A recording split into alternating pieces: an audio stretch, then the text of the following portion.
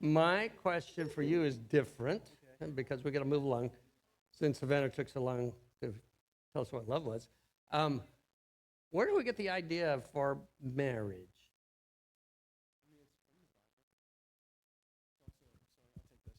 It's from the Bible. It's from the Bible.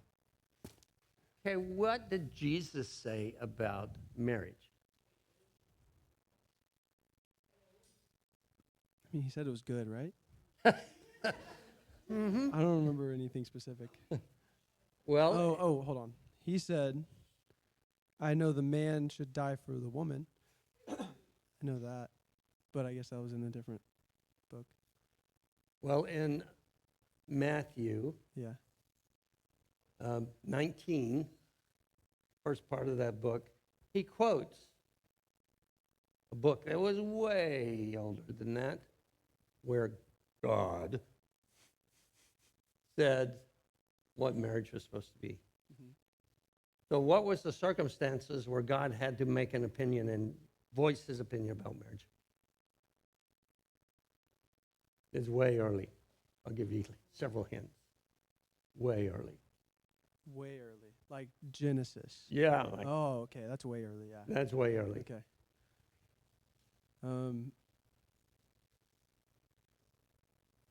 We got the first half, right? Yeah. Okay, that's close enough. Okay. I know, she always knows the answer. Okay, Hannah. What did God say, and in what circumstances did he address marriage? So in Genesis, he talked about how, he made Adam first, and then he found that there was no suitable companion for him amongst like the other creatures that he made. So he made. Did he Eve. try several other Yes, he tried everything else. Paraded them by, and Yep, and nothing would be suitable. not even a golden retriever. Not even. Yeah. They make a good Be fine for friend, us, right? but not a mate, not a partner. And then Jesus later talked about it, and he said, "What God has brought together, let no one separate." And he also said, I don't know if Jesus said this or if Paul said this, but somebody said this, that the man should treat his wife and lay down his life for his wife, like Jesus laid down his life for the church, and the woman should serve her husband. Very good. Thank you. So the quote that Jesus quoted came from Genesis 2, around the 20s, 1920s, somewhere in there. And the quote was that, as she said, this is the first time God said, "It is not good." Remember, he created the stuff, and he said, "That's good." And then he created stuff, and he says, "That's good." And then he created man, and he says, "That's very good." And then later, he said, "It is not good that man is alone." Right? That's the famous verse. So Jesus quoted that. Now, what's built into that quote and the fact that Jesus said it? This is very near and dear to my heart because I have some children who don't necessarily understand what marriage is all about. So think about the words that you've heard that God said and Jesus said about marriage. Man and woman leave their former home. Cleave is the King James verb, which means they join together and they stay together. Those are the four things that were included in that little piece. So, it's a pretty good idea, apparently. It seems to happen over and over and over and over and over again. And sometimes you kind of wonder, why did they get married? But nonetheless, we seem to be driven by what God has put into us to get married. So how do you figure out who's that person? Let's go to Hollywood. What do they say? Oh, gosh? Yeah.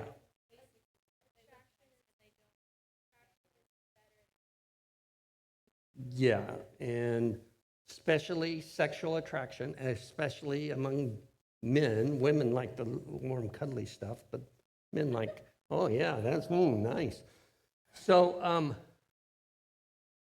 in English, there's one word for love. It's called love. The Greeks were a little dissatisfied with that one singular word for love, and they divided it amongst 4 words. The one where you are infatuated with someone and you want to really have sex with them, bottom line, is named after one of their gods. Or the god's named after this. Anybody know what it is? Besides Hannah? Okay, Hannah. Eros. Eros, or I don't remember. Epsilon, Rho, Omega, Sigma. That's Greek. I had a really funny incident when I was in Greece. I was there on a little mission exploration. And you're looking at all the signs, and they were all Greek to me. Literally. And then I remembered the Greek alphabet, pieces of it. I don't know all the letters. I said, oh, see, theta, epsilon, sigma, alpha, lambda, omega, nu, iota, Thessaloniki. Exactly what I did. This is the road to Thessaloniki, or Thessalonica is the way we say it.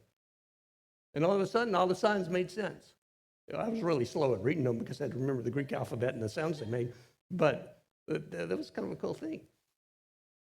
So, 3 more words for love with different connotations than I want to have sex with you. Anybody got an idea what they might be? Agape. What does that mean, Jordan? What are the characteristics of agape? What does that mean?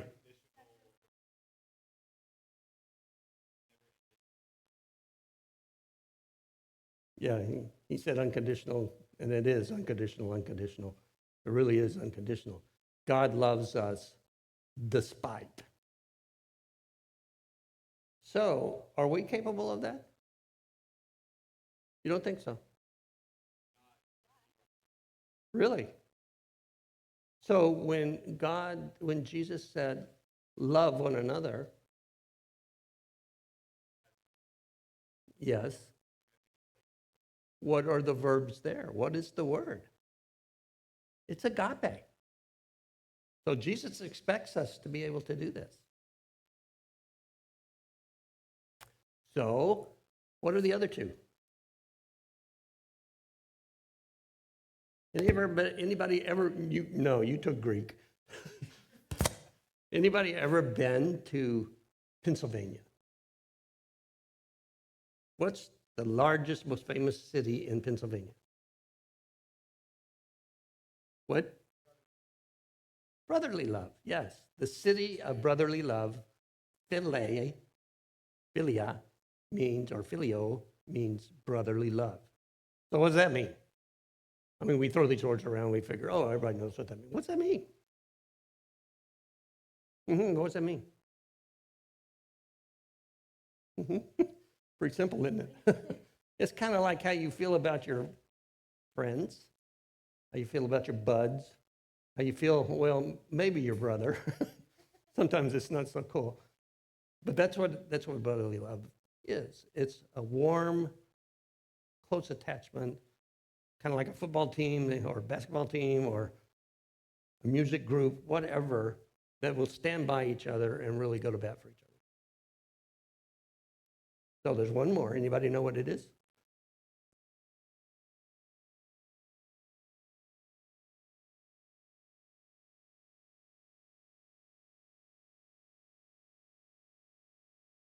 Yes.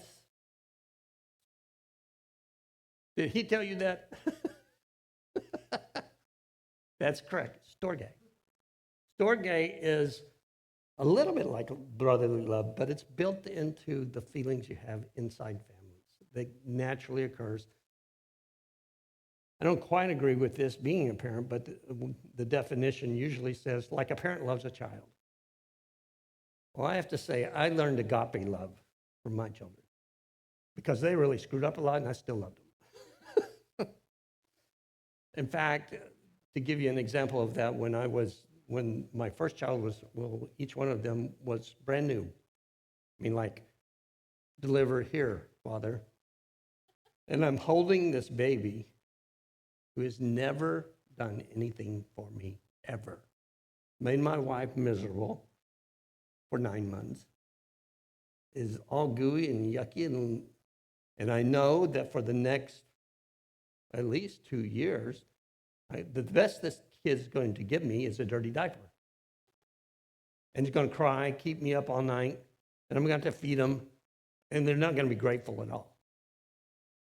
But I tell you what, if somebody threatened that kid, I would stand in front of a train immediately. I felt that. And it was kind of a whoa feeling. To me, that was agape, because this kid hadn't done anything for me. Matter of fact, I'm not sure they've ever done anything for me. No. But I loved them with all my heart. And I would easily sacrifice my life for that baby. So, you're sitting in a beautiful sunset scene with that special person right next to you. You say, "Oh, I love you." Well, Savannah has no clue what that means.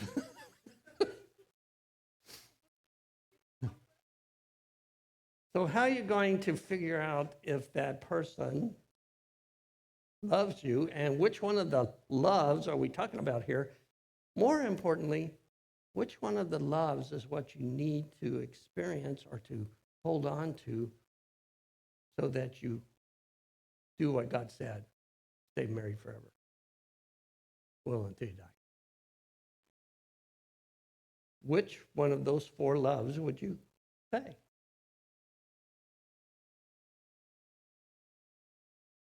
I think agape is absolutely necessary. However, when you first start these romantic engagements, agape's down the road a bit because you're deep into Eros. He's cute. He sings so well. He looks so handsome. He's so strong. She's beautiful. Can't take my eyes off of her.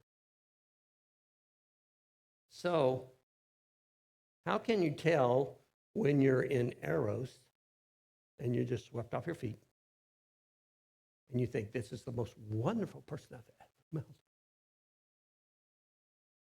How do you know who's going to be the agape person? When I was your age, one of my friends asked me, yeah, I got 5 minutes, I got to leave. The big clock up there. One of my friends asked me, can you fall in love with more than one person during your life? Very definitive, yes. I could have married the first lady, a girl, she was a girl, that I fell in love with. Things happened, she went off to college, and back then there was no cell phones. You're going to keep up with somebody, you had to write letters because you couldn't afford long-distance telephone calls. So, you kind of itchy. But I would say that was more of an Eros kind of love because it happened a couple more times. Quite honestly, it happened with my wife. Our first date, we really clicked. And we never dated anyone else after that. It was cool. But that wasn't enough to build our relationship. Not enough to build our marriage on. So how did we? Probably we're not smart enough to figure it out. We were just lucky. But I would contend that, You guys are smart. You guys know there's four kinds of love. You know that eros, it kind of goes away, gets weak, not enough to hold you together for 50 years. We're on year 47. So how do you find out? How do you explore? What do you see in a person that tells you they get it? They understand agape. Now, brotherly love and the family kind of love plays in, but the cement, I think, is the agape love. Well, that's a very tough question, and I'm not sure that I have words to describe how to determine if she's going to be a good agape person for him, if they're going that way, or if she's going to be a good agape person for him, if they're going that way. And I'll stop there. One thing that I think is essential, especially amongst you, is that, what was your answer about agape at the very beginning? And, right, as demonstrated by whom? God. I'm not sure you can really understand agape love. This is just what I've experienced in these 71 years. If you don't know the guy who invented it and the guy who showed us what agape love was. I mean, Jesus, left paradise where it was great. He come down here so we could torture him to death. So he could show us, torture me all you want. I will still love you. You can still reject me after I die and am raised from the dead, but I will still agape you. It is unconditional. So that's the first criteria, I would say, trying to find someone who knows about agape and will develop agape love, is they have to know the author of agape love. The second thing I think that is important is they have to want to be like Jesus. Now, that's not easy to measure either, but it is important. And I think you can get hints from the stories about Jesus and look for those characteristics. Serving others without replay pay. Seeking others, like in the back of a van, strangers you pick up. You talk to them, for Pete's sake, they're drunk. They're obnoxious. But you feel that they need your Savior. And so you go out on a limb, you stay up all night, you get cussed at. One lady tells us how old she is with 2 fingers. She was 11. So I would say that's one of the ways. Also, watch how they treat people that mistreat them. Do they love them despite that? So that's kind of my message for you. It's going to start off with, he's hot, he's hot. It's going to develop to, I really like him. Or some of the relationships start with, I married my best friend, you've heard that. Well, they start out as best friends, and then they move towards agape love and eros. But eventually, eros fades. Brotherly love's not that strong. It has to be agape. One funny thing about agape, it's a choice. And I don't know, it is really funny. No one knew I was giving this talk today, but sometime this week, I've had 5 different people tell me that, being married, getting married is, you start with just love. But you stay married because you're committed. You're committed to the goodness of the other person. Whatever's good for them, you'll do that. From my own life, right now, my wife has dementia. She lives in a place that's hard to visit. But I love her with all my heart. What does she give me back? Well, I get a smile occasionally. But God has taught me that my life is all about her and all about him. So, look for that person who loves God with all their heart. Look for that person who loves other people. Isn't that what Jesus says was the first greatest commandment? The second was like unto it. There you go. Thanks. Any questions? I ask questions first. You get to ask questions last. Because I'm got to get home and start the Zoom with my kids.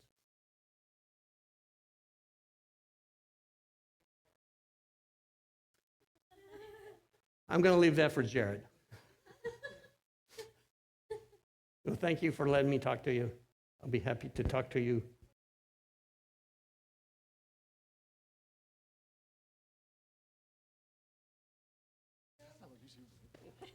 We're going to have lunch tomorrow. Yes. You want this? Sure. Is this on? Oh, it is on. You were definitely using both microphones at one point, and I could not stop laughing because it was the funniest thing. Also, when you led to the white van story, I was like, why are we talking about kidnapping? And then remembered you went to Beach Reach with the white van, and that story made so much more sense because otherwise we were condoning. Yeah, no, but just out of context, it made it sound like, yeah, kidnapping is totally fine. Like, it's not, who cares? Like, it's a good time. Yeah, yeah, you're going to take me home. So no questions for the doc before he leaves, or for us to continue on.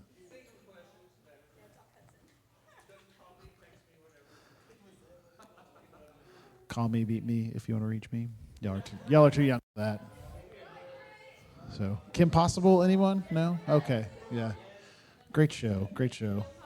As a 33-year-old man, I think that show is fantastic. Yeah. Kim Possible. Yeah, no, it was fantastic. So, yeah, when Scripture says the heart is deceitful above all things, that verses of Jeremiah is not actually talking about marriage. Did it go out again? Oh, there! My gosh, that receiver. We're gonna change that. We're gonna fix that. Oh, ooh, man, we gotta fix stuff. When he said that marriage is all about choosing every day to love someone, that is the best advice that anyone can ever give you. Because if you just lean on emotions to make your decisions, you will fail, and fail very, very hard and very, very painfully. You have to learn how emotions and truth work with one another, and let truth dictate our emotion, not emotion dictate truth, especially when it comes to dating and marriage. Because at some point, that's why people feel trapped, because they let their emotions lead them to certain decisions rather than what truth led them to, and they can't get out of it, or feel like they can't get out of it, and therefore stay into it. Where marriage is such a wonderful, beautiful thing. 10 out of 10, I recommend getting married. It's the best. It is so hard. And unconditional love, like I feel that for my children, with Christina and I, it is much harder. For Christina, what made her go, let's get married, was when she realized if I ended up in a wheelchair, she could still love me. But before that, and we had this conversation for about 8 months, she went, I don't think I could. Which is really hard to hear, but at the same time, part of me is like, just in case I do end up in a wheelchair, that's good to know. You would not take care of me. Thank you for letting me know that. And then it did. And that was really put to the test. I got a really bad concussion. And I don't remember this because I had a concussion. But I've had enough brain injuries where I have permanent brain damage, and there was a chance that that was the new me, and that new me was not fun. That new me was very violent. And we talked about this probably a year after all this kind of happened. But she had called her sister and went, I'm going to have to love this man even though it's not him anymore. And realizing what the weight of what true love really follows after, what Britt was saying with his wife having dementia, like that is not a relationship that he once had with his wife. It is fully, mostly for the most part, will be a one-sided relationship until she passes. But yet he still goes and shows that love every day. That is what marriage is. And that is one thing you will not fully know now while you're dating. That is years of building up that trust. Okay? And, I wasn't here for all of the dating conversation. Maybe we can talk about this more because we were talking about that over there a minute ago. But you walk into marriage often feeling like, I got this. This is going to be really, really easy. And, I think I told some of y'all this. Our dating life was very difficult. Our first year of marriage was super easy. A lot of our marriage has been really easy, but there has been so many things in there that we've had to learn about one another and how to talk, communicate, have hard conversations. Christina is a very feisty lady. I'm very headstrong, so we butt heads a lot, and we had to really work through what does it mean for us to work together, and then for me to lead as her husband and as a father of our house. And that has been a really hard conversation and taken a lot of practice to kind of figure out what that looks like. Which doesn't mean like, Christina, shut up, just do what I say. That's not what that means at all, because that's how everybody takes that. But it's okay, how do we work together? And at some point, I'm the one with the weight of the decision making. With her help, because we're helping together, but at some point, I have to make the decision to live with it and own it if it's wrong, and not rub it in the face if it's right. But when it's right, we celebrate, and when it's wrong, we mourn, and we do it together, not in opposition of one another. And that's really hard if you don't get past just you're hot, let's have sex phase. If you just stay there, you will just have a miserable marriage. Now, again, that feeling does fade away somewhat within marriage, but it actually does get better. But it's different. Your attractiveness becomes so different as that relationship builds. Even as a man and a woman, those are very two different ways those things can be expressed, leading up to the same event. But how we get to there and how that grows changes a lot over time. And what you think of as important, which at your age, most people are like, I just want to have sex.